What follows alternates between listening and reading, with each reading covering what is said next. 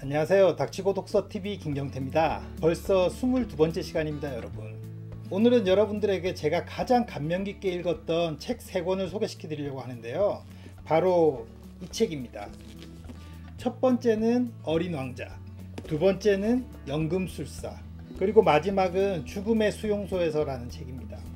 너무 유명한 책들이라 여러분들이 다 잘 아실 것 같은데요. 저는 꾸준한 독서 습관을 위해서는 항상 책을 옆에 끼고 있어야 된다고 생각합니다.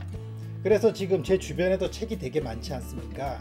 그래서 예전부터 1년에 100권에서 많게는 150권 정도의 책을 꾸준히 읽어왔는데, 그 중에서 좀 전에 말씀드렸던 그 3권은 저에게 가장 영향을 많이 줬던 책입니다. 그래서 이 한 권 한 권을 여러분들에게 소개를 좀 해보려고 해요. 첫 번째로 이 어린 왕자는 생텍쥐베리의 가장 유명한 책이죠. 여러분들 대부분 이 책을 안 읽으셨더라도 이 책의 내용에 대해서는 대부분 다 알고 계실 겁니다. 저 같은 경우는 이 책을 3번 정도 읽은 것 같은데요. 처음에 이 책을 읽었을 때는 아마 대학생 때였을 겁니다. 그때 한번 읽었었고, 그 다음에 2000년도 후반부에 이 책을 다시 한번 더 읽어봐야 되겠다고 생각해서 읽었는데, 그 이후에도 머릿속에 사실 남는 거는 크게 없었어요. 이 책에서 많이 인용되는 게 모자 그림하고 보아뱀이 코끼리를 먹은 것 같은 그 그림 이야기 있지 않습니까? 그거는 기억에 남고, 그리고 또 하나, 사막이 아름다운 건 오아시스가 숨어있기 때문이라고 하는 그 말들을 기억하고 있었을 뿐이지, 정확하게 생텍쥐베리가 이 책에서 얘기하고 싶어 하는 것이 무엇인지는 잘 알지는 못했습니다. 그런데 제가 재작년에 저랑 알고 지내는 작가분의 블로그에 들어갔다가 그분이 어린 왕자의 필사를 끝냈다라고 하는 얘기를 들었어요. 그래서 그걸 보고 이 책이 그리 많지 않기 때문에 저도 필사를 한번 해봐야 되겠다라는 생각을 하게 됩니다. 그리고 이 책을 필사를 합니다. 약 한 달에서 한 달 반 정도 걸려서 필사를 하게 되는데, 필사를 하면서 이 책을 정말 깊게 다시 한번 읽게 되거든요. 그러면서 한 문장 한 문장이 이토록 감동적인지를 그전에는 미처 깨닫지 못했었는데 필사를 통해서 알게 됩니다. 그래서 저는 제 인생 최고의 책 중에 한 권을 바로 이 어린 왕자로 꼽고 있는데요. 여러분들 혹시 읽지 않으셨으면 이번 기회에 이 유명한 책 한번 읽어보시길 바라고, 혹시 읽었는데 기억이 잘 나지 않으시면 제 블로그를 보시면은 어린 왕자 필사한 내용들이 몇 개 써 있거든요. 그 부분을 제가 설명에 링크로 걸어 드릴 테니까 한번 보시고, 여러분들이 어린 왕자를 깊이 한번 느껴보고 싶다면 필사를 정말 추천해 드립니다. 다음 두 번째 책은 연금술사라는 파울로 코엘료의 유명한 책이죠. 연금술사는 제가 2000년도 후반부에 한 2008년 2009년도에 읽었던 것 같은데, 그때도 이 책이 굉장히 좋았었습니다. 느낌이 있었고, 제가 기억에 남는 거는 주인공이 자신의 꿈을 찾아서 떠난다는 내용하고, 어떤 상점에서 일을 하게 되면서 무언가 발견하게 된다는 것을 어렴풋이 기억하고 있었어요.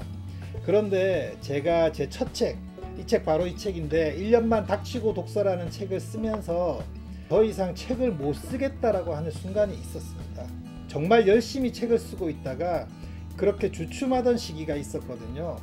그때 제가 저희 누나 집에서 자고 있었는데, 새벽에 일찍 일어나서 노트북을 켜서 글을 쓰려고 하다가 누나 집 책상에 꽂혀 있는 연금술사라는 책을 보고 옛날 생각이 나서 다시 읽기 시작합니다.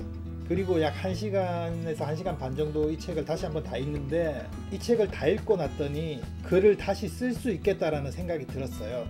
그래서 저에게 다시 글을 쓸 수 있는 힘을 준 책인데, 이 책의 주인공 이름이 산티아고입니다. 스페인의 유명한 산티아고 순례길 있죠.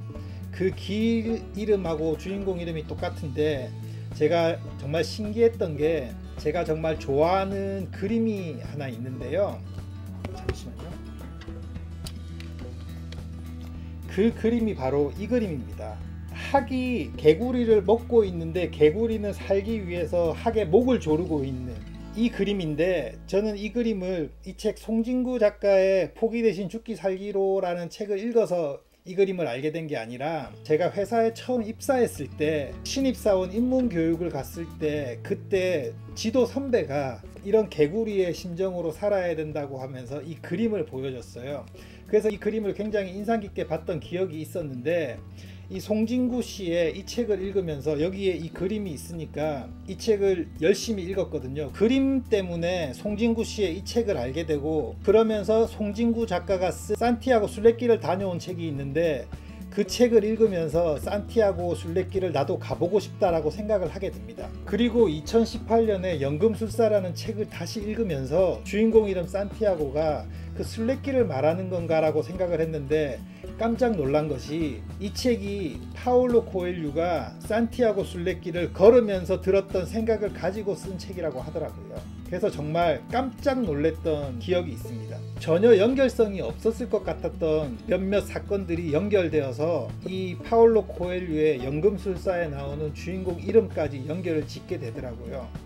그러면서 이 책을 다시 한번 깊게 읽었고, 읽으면서 굉장히 커다란 깨달음을 얻습니다. 그리고 아까도 말씀드렸지만 제가 1년만 닥치고 독서라는 책을 쓰면서 계속 써도 되겠다라는 생각을 하게 되죠. 그래서 이 책은 제가 절대 잊을 수 없는 책 중에 한 권입니다. 이 책에서 가장 유명한 단어가 바로 마크투비라고 하는 단어인데, 그 단어가 어떤 의미인지는 여러분이 한번 찾아보시기 바랍니다. 꼭 한번 읽어보시기를 기원합니다. 마지막으로 제가 소개시켜 드리고 싶은 책은 너무나도 유명한 책이죠. 빅터 프랭클 박사의 죽음의 수용소에서라는 책입니다.